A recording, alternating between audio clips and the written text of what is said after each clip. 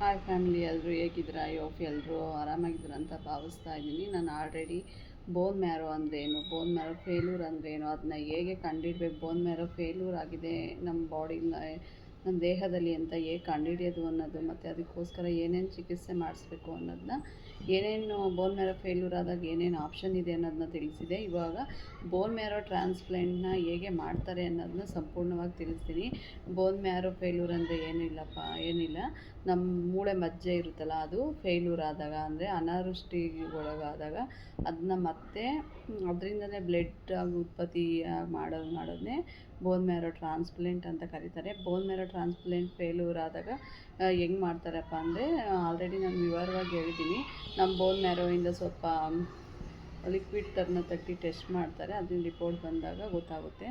ಇವಾಗ ಆ ಥರ ಬೋನ್ ಮ್ಯಾರೋ ಫೇಲ್ಯೂರ್ ಅಂತ ನಮ್ಮ ಡಾಕ್ಟ್ರು ಹೇಳಿದಾಗ ಏನೇನು ಸೊಲ್ಯೂಷನ್ ಇದೆ, ಹೇಗೆ ನಾವು ಆ ಕಾಯಿಲೆನ ಗುಣಪಡಿಸ್ಕೋಬೇಕು ಅಂದರೆ, ಫಸ್ಟ್ ಆಫ್ ಆಲ್ ಬಂದು ಕೆಲವೊಂದು ಟ್ಯಾಬ್ಲೆಟ್ಗಳನ್ನ ಡಾಕ್ಟ್ರು ಬರ್ಕೊಡ್ತಾರೆ. ಇಲ್ಲ ಅಂದರೆ ಇಂಜೆಕ್ಷನ್ ಇರುತ್ತೆ, ಇಲ್ಲಾಂದರೆ ಬೋನ್ ಮ್ಯಾರೋ ಟ್ರಾನ್ಸ್ಪ್ಲಾಂಟ್ ಅಂತ ಹೇಳ್ತಾರೆ. ಅಂದರೆ ಅವ್ರು ಯಾವುದಕ್ಕೆ ಕೂಡ ಮೂರರಲ್ಲೂ 100% ಸಕ್ಸಸ್ ಆಗಿದ್ದಾರೆ ಅಂತ ಹೇಳಲ್ಲ. ಈಗ ನಮ್ಮ ಮುಂದೆ ಟ್ಯಾಬ್ಲೆಟು, ಇಂಜೆಕ್ಷನು ಮತ್ತು ಟ್ರಾನ್ಸ್ಪ್ಲಾಂಟ್ ಇರುತ್ತೆ. ಫಸ್ಟ್ ಪ್ರಿಫರೆನ್ಸ್ ಕೊಡೋದೇ ಟ್ಯಾಬ್ಲೆಟ್ಗೆ, ಅಂದರೆ ಬೋನ್ ಮ್ಯಾರೋ ಟ್ರಾನ್ಸ್ಪ್ಲಾಂಟ್ಗೆ. ಬಟ್ ಟ್ರಾನ್ಸ್ಪ್ಲಾಂಟ್ ಅಂದರೆ ಒಂದು 20 ಲಕ್ಷದ ಮೇಲೆ ಬೇಕಾಗುತ್ತೆ.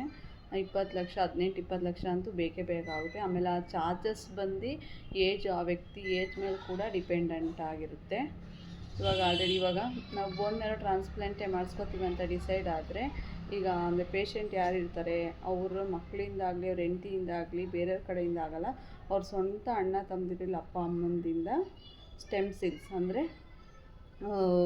ಬ್ಲಡ್ ಉತ್ಪತ್ತಿ ಮಾಡೋ ಕಣಗಳಿರ್ತವಲ್ಲ, ಸ್ಟೆಮ್ ಸೆಲ್ಸ್ನ ಅವನ್ನ ಕಲೆಕ್ಟ್ ಮಾಡ್ಕೋತಾರೆ.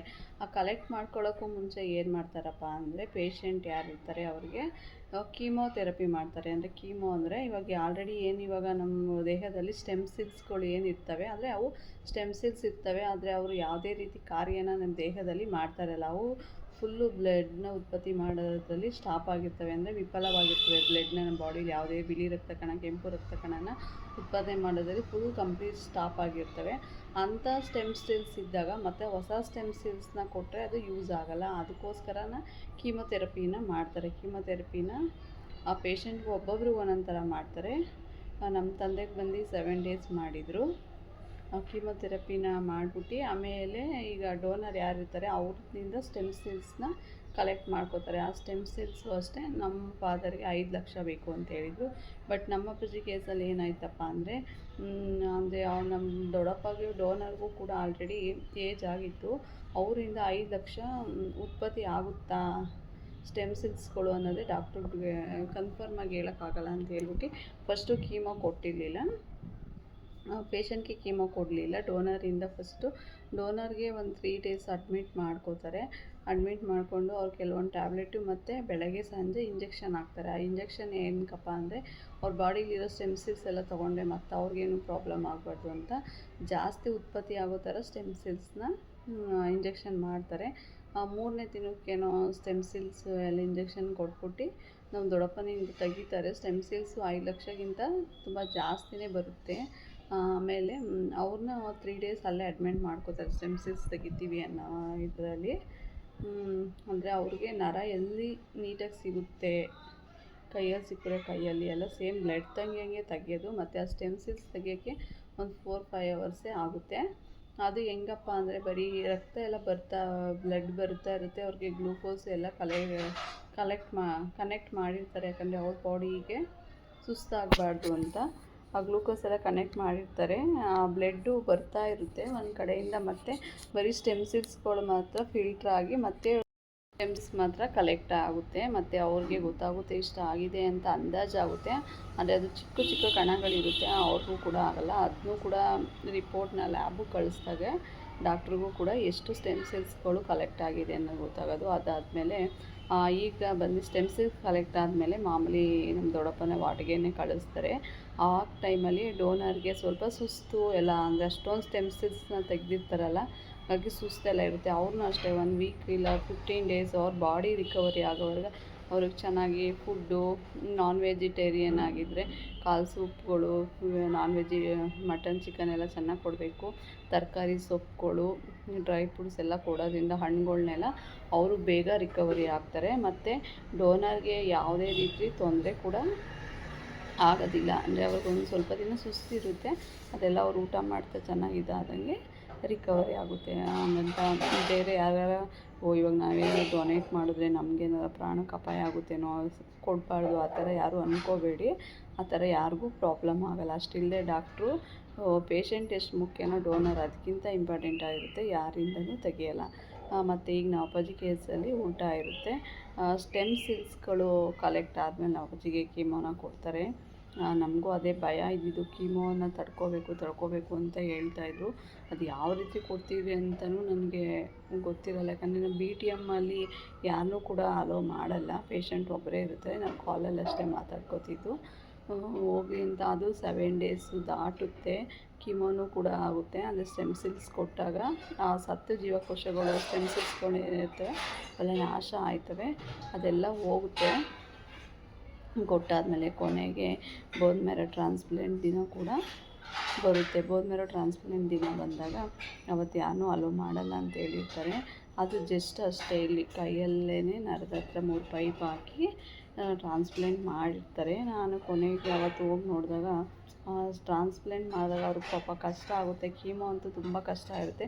ಮತ್ತು ಇನ್ನು ಕೀಮೋ ಕೊಡ್ಬೇಕಾದ್ರೆ ಒಬ್ಬೊಬ್ಬರಿಗೆ ಊಟ ಸೇರಲ್ಲ, ವಾಂತಿ ಬರೋಂಗಾಗೋದು, ವಾಕರಿಕೆ ಆಗೋದು, ಕೂದಲುಗಳೆಲ್ಲ ತಲೆ ಕೂದಲೆಲ್ಲ ಉದುರೋಗುತ್ತೆ, ಮತ್ತು ಬಾಯಲ್ಲಿ ಹುಣ್ಣಾಗೋದು, ಲೂಸ್ ಮೋಷನ್ ಆಗೋದು, ಥರ ಎಲ್ಲ ಏನು ಬೇಕಾದರೂ ಕೀಮೋ ಕೊಡ್ಬೇಕಾದ್ರೆ ಆಗ್ಬೋದಾಗುತ್ತೆ. ಆದರೆ ನಾವು ಅಪ್ಪಾಜಿಗೆ ಈ ಥರ ಯಾವುದೇ ಸಿಮ್ಟಮ್ಸ್ ಇರೋಲ್ಲ, ತುಂಬಾ ಚೆನ್ನಾಗಿರ್ತಾರೆ. ನಮ್ಗೆ ಅದೇ ಖುಷಿಯಾಗಿರುತ್ತೆ.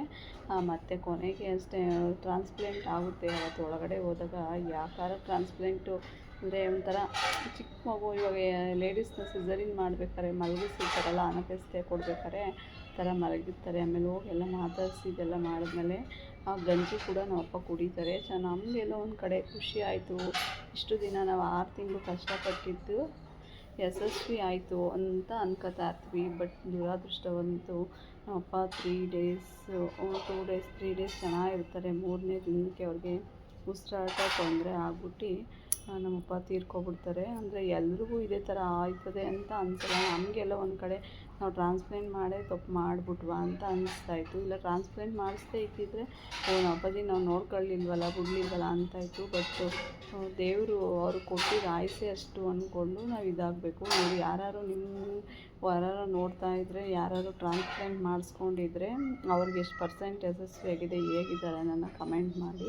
ಮತ್ತು ಹೊಸ್ದಾಗಿ ಯಾರು ನನ್ನ ಚಾನಲ್ನ ನೋಡ್ತಾ ಇದ್ದರೆ ಪ್ಲೀಸ್ ಲೈಕ್ ಮಾಡಿ, ಶೇರ್ ಮಾಡಿ ಮತ್ತು ಸಬ್ಸ್ಕ್ರೈಬ್ ಮಾಡ್ಕೊಳ್ಳಿ. ತುಂಬಾ ಚೆನ್ನಾಗಿದ್ರು. ಲಾಸ್ಟ್ನೇ ದಿನ ಮಾತ್ರ ಸಡನ್ನಾಗಿ ಉಸಿರಾಟ ತೊಂದರೆ ಆಗ್ಬಿಡುತ್ತೆ. ನೆಬ್ಯುಲೈಸೇಷನ್ ಎಲ್ಲ ಕೊಡಿಸ್ತೀವಿ, ಆಕ್ಸಿಜನ್ ಎಲ್ಲ ಕೊಡ್ತಾರೆ, ಬಟ್ ವೆಂಟಿಲೇಟ್ರು ಕೂಡ ಹಾಕಿಸ್ತೀವಿ. ಬಟ್ ಆವತ್ತು ಕೊನೆಗೆ ಅಪ್ಪ ತೀರ್ಕೊಬಿಡ್ತಾರೆ. ಅದನ್ನ ಇಮ್ಯಾಜಿನೇಷನ್ ಕೂಡ ಮಾಡ್ಕೊಂಡಿರಲಿಲ್ಲ ನಾವು ಹಿಂಗಾಗುತ್ತೆ ಅಂತ. ಎಲ್ಲ ಸಕ್ಸಸ್ ಆಯಿತು, ಗೆದ್ದುಬಿಟ್ಟು ನಮ್ಮಪ್ಪ ಹುಷಾರಾಗಿ ಬರ್ತಾರೆ. ಇನ್ಮೇಲೆ ಅವ್ರ ಬಾಡಿಲೇ ಬ್ಲಡ್ ಉತ್ಪತ್ತಿ ಆಗುತ್ತೆ ಅನ್ನೋ ತುಂಬ ಕನಸು, ಆಸೆ, ಹೋಪ್ಸ್ ಕೂಡ ಇಟ್ಕೊಂಡಿರ್ತೀವಿ. ದೇವರು ಏನು ಅಂದ್ಕೊಂಡು ಸಮಾಧಾನ ಮಾಡ್ಕೋಬೇಕು ಅಂತ ಗೊತ್ತಿಲ್ಲ. ದೇವರು ಅವ್ರ ಆಯುಸ್ಸು ಇಷ್ಟೇ ಕೊಟ್ಟಿದ್ದು ಅಂತ ಅನ್ಕೋಬೇಕೋ ಏನೋ ಗೊತ್ತಿಲ್ಲ. ಬಟ್ ಎಲ್ರಿಗೂ ಹೀಗೆ ಆಗುತ್ತೆ ಅಂತ ಹೇಳೋಕ್ಕಾಗಲ್ಲ. ಒಬ್ಬನ ಆಯುಸ್ಸು ಇದ್ದಿದ್ದೆ ಅಷ್ಟೇ, ಏನೋ ಗೊತ್ತಿಲ್ಲ. ನೋಡಿ, ನನಗೆ ಗೊತ್ತಿರೋಷ್ಟು ಟ್ರಾನ್ಸ್ಪ್ಲಾಂಟ್ ಅಂದರೆ ಏನು, ಮತ್ತು ಇದು ಒಂದು ವಿಚಿತ್ರ ಕಾಯಿಲೆ. ನಮಗೂ ಬೋನ್ ಮ್ಯಾರೋ ಫೇಲ್ಯೂರ್ ಅಂದರೆ ಏನು ಅಂತಲೇ ಗೊತ್ತಿರಲಿಲ್ಲ. ಪ್ಲಾಸ್ಟಿಕ್ ಅನಿಮಿಯಾ ಅಂದರೆ ಇನ್ನು ಅಪ್ಪಾಜಿ ಬಂದಾಗ ನಾವು ಹಾಸ್ಪಿಟ್ಲಿಗೆ ಹೋದಾಗೆ ಅಲ್ಲಿ ತುಂಬ ಜನ ಪೇಷಂಟು ಯಾವ ಥರ ಎಷ್ಟೊಂದು ಜನ ಇರ್ತಾರೆ. ಅವಾಗೇ ಕೂಡ ಗೊತ್ತಾಗೋದು. ಆ ಟ್ರಾನ್ಸ್ಪ್ಲಾಂಟು ಸಕ್ಸಸ್ ಆದರೂ ಕೂಡ ಅವ್ರು ರಿಕವರಿ ಆಗೋವರೆಗೆ ಒಂದು 15 ಡೇಸ್ 1 ಮಂತು ಡಾಕ್ಟ್ರು ಅವ್ರನ್ನ ಅಲ್ಲೇ ಇರಿಸ್ಕೊಂಡಿರ್ತಾರೆ. ಊಟ ಎಲ್ಲ ಹಾಸ್ಪಿಟ್ಲ್ ಕಡೆಯಿಂದನೇ ಕೊಡ್ತಾರೆ ಪೇಷಂಟ್ಗೆ, ಮನೆದೇನು ಕೊಡಿಸಲ್ಲ. ಅವ್ರು ನೋಡ್ಕೊಳ್ಳೋಕೆ ಒಬ್ರು ಇರಬೇಕಾಗುತ್ತೆ.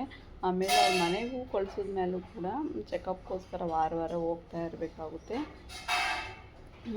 ವಾರ ಹೋಗಿ ಚೆಕಪ್ ಮಾಡಿಸ್ಕೊಂಡು ಬ್ಲಡ್ ಎಲ್ಲ ಉತ್ಪತ್ತಿ ಆಗುತ್ತೆ ಅವ್ರ ಬಾಡಿಲಿ ಅಂತ ನೋಡ್ಕೊಬರ್ಬೇಕಾಗುತ್ತೆ. ನನಗೆ ಗೊತ್ತಿರೋಷ್ಟಿಷ್ಟು ಬೋನ್ ಮ್ಯಾರೋ ಟ್ರಾನ್ಸ್‌ಪ್ಲಾಂಟ್ ಅಂದರೆ ಇದ್ರ ಬಗ್ಗೆ ಎಲ್ರಿಗೂ ಕೂಡ ಗೊತ್ತಿರಲ್ಲ. ಇದೊಂಥರ ವಿಚಿತ್ರ ಕಾಯಿಲೆ ಅಂತಲೇ ಅನ್ಬೋದು. ಮತ್ತು ಅಲ್ಲಿ ಹಾಸ್ಪಿಟ್ಲಿಗೆ ಹೋದಾಗೆ ನಮಗೆಲ್ಲ ಇಷ್ಟೊಂದು ಜನಕ್ಕೆ ಇದೆಯಾ ಅಂತ ಸಮಾಧಾನ.